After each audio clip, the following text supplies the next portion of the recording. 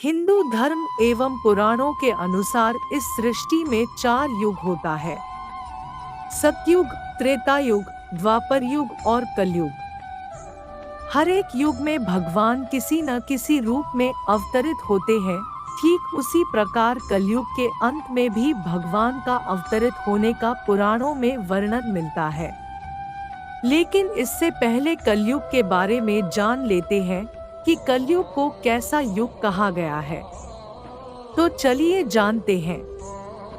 द्वापर युग के अंत में जब पांडव महाभारत का युद्ध जीतने के बाद एक दिन उसके मन में आने वाले युग कलयुग के बारे में जानने की इच्छा हुई कि आने वाले कलयुग में मानव कैसा होगा और उसका आचरण और व्यवहार किस प्रकार का होगा।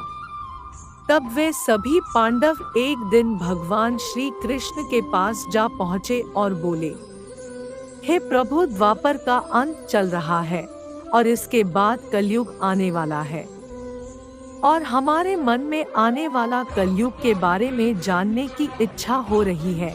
तो हम सब पे कृपा करके बताइए कि आने वाला युग मानव जाति के लिए कैसा रहेगा और इस युग में मानवों का आचरण कैसा होगा। तब भगवान श्री कृष्ण ने पांचों पांडवों को अलग अलग दिशाओं में जाने को कहा। तब श्री कृष्ण की बात सुनकर पांचों पांडवों अलग अलग दिशा में भ्रमण के लिए चले गए। सबसे पहले युधिष्ठिर जिस दिशा में गए थे तो उसने देखा कि 2 सूंड वाला हाथी घूम रही है। उसने अपने मन में सोचा कि ये कैसे संभव हो सकता है। फिर वो जब वापस आते हैं और वो श्री कृष्ण को ये बात बताते हैं, तब श्री कृष्ण ने इसका मतलब बताया कि कलयुग में ऐसे व्यक्ति शासन करेंगे जो बोलेंगे कुछ और करेंगे कुछ और। ऐसे व्यक्ति हर वक्त प्रजा का शोषण करेंगे।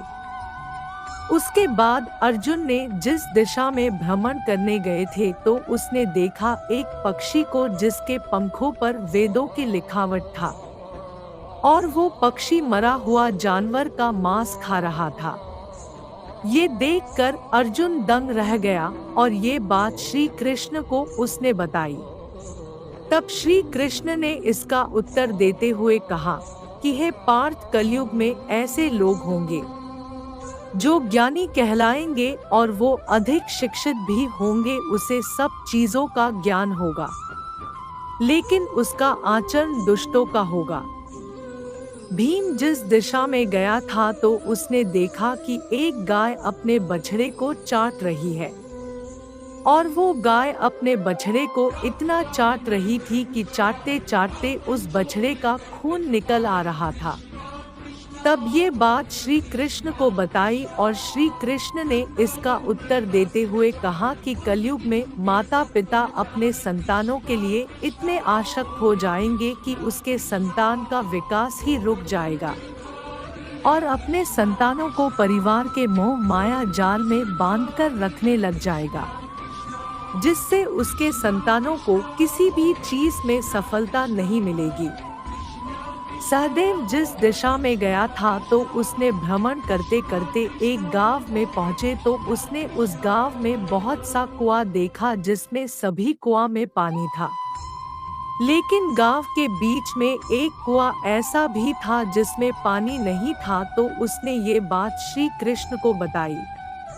तब श्री कृष्ण ने इसका उत्तर देते हुए कहा कि कलयुग में ऐसे भी लोग होंगे जो उत्सव समारोह जैसी चीजों पर लोग अधिक धन खर्च करेंगे। यहाँ तक कि लोग अपने शौक के लिए मदिरा, मांस इत्यादि सेवन करने के लिए लोग अधिक से अधिक धन व्यर्थ कर देंगे।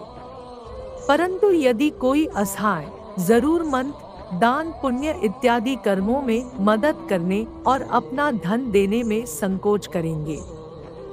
नकुल जिस दिशा में गए थे तो वे उस दिशा में एक जंगल में देखे कि एक बहुत बड़ा पत्थर का चट्टान तेजी सभी पेड़ पौधे रौंदते हुए ढलान की तरफ आ रहा है और वो चट्टान आते आते एक छोटे से पेड़ में टकराकर रुक जाता है। वो देखकर हैरान हो गए और वो ये बात श्री कृष्ण को बताते हैं।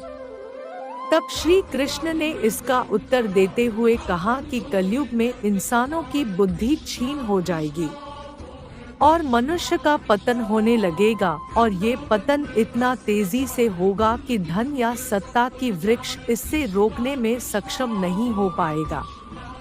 लेकिन हरि नाम के एक छोटे से पौधे से ये पतन रुक जाएगा। हरि नाम लेने या कीर्तन करने से मनुष्य की बुद्धि प्रबल हो जाएगा और वो सत्य और असत्य का निर्णय लेने में उसे सहायता होगी और वो अपने जीवन के लक्ष्य को पा सकेगा। ऐसे ही वीडियो देखने के लिए चैनल को सब्सक्राइब जरूर कीजिए।